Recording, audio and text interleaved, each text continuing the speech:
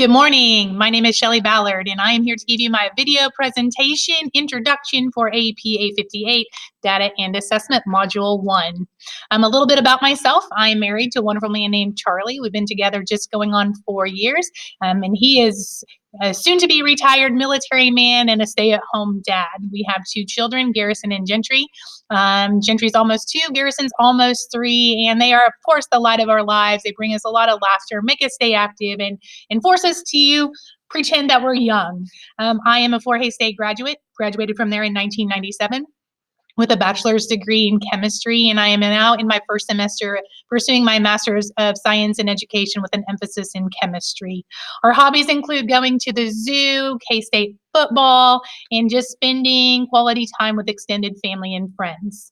As far as professional backgrounds, I am in my 23rd year of teaching, 6th here at Valley Center High School, my current teaching position.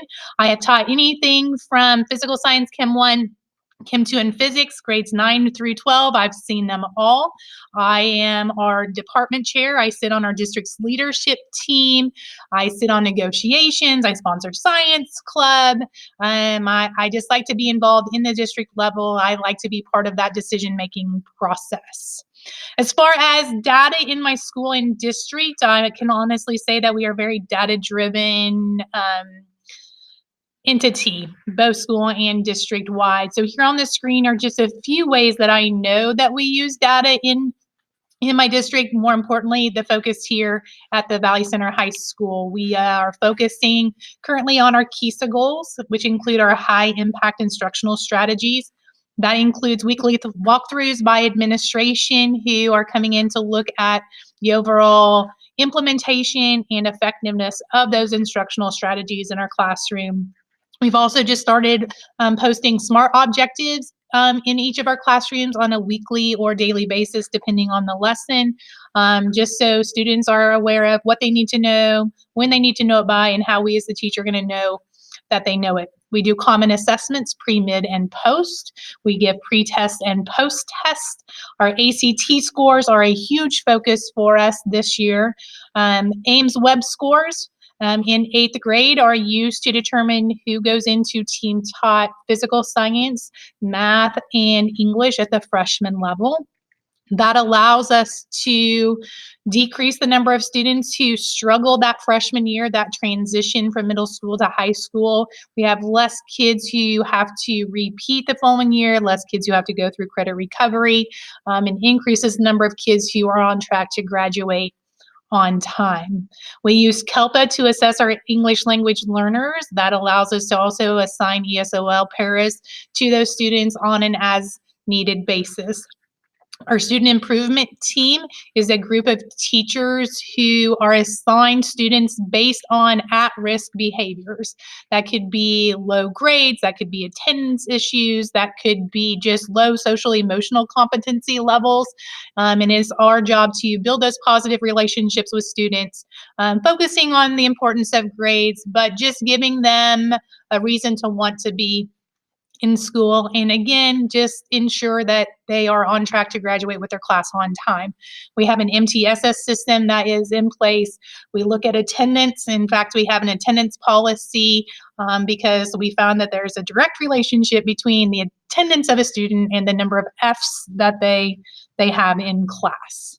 On a personal basis, I am a science teacher, so I can honestly say data is familiar to me.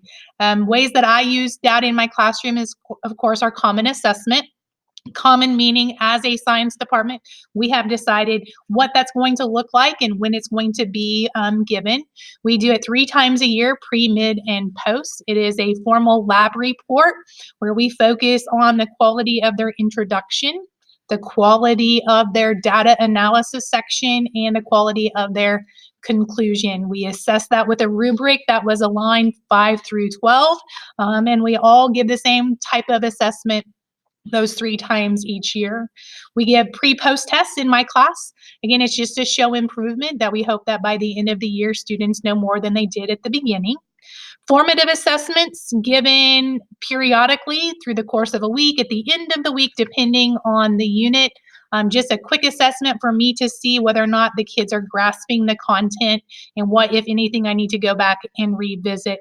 Oftentimes that quiz is paper pencil because it is math, which makes it hard to do it electronically, but sometimes it's on Socrative or Kahoot.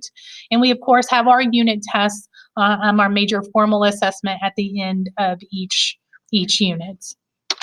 My plan to improve, I would like to find other ways to assess both formally and informally that are appropriate for high school students. I have struggled with this because I've attempted exit tickets numerous times, but I have not found an effective, efficient way to do exit tickets, especially when you have multiple sections of the same class and you've got close to 100 students in that particular grade level course, like for example, Chem 1. Just new ways to collect data. I'm sure that there are tools out there that I am not aware of. What data could I use? What's out there? How do I use it to align our curriculum better 6 through 12? What data can be used to help improve those ACT test scores? What data tools or data collection tools are out there to allow me to assess my student improvement team members or the kids in my advisory to improve their social emotional learning competencies? And how can I use the data to ensure that myself, we as a department, are meeting the needs of all students? I know as teachers, we are lifelong learners and things change. In 23 years of teaching, a lot has changed. So I'm excited to see what this class can offer me as far as improving my ability to assess my students to give them their maximum growth. I look forward to getting to know all of you, and I wish you all a wonderful weekend. Thank you.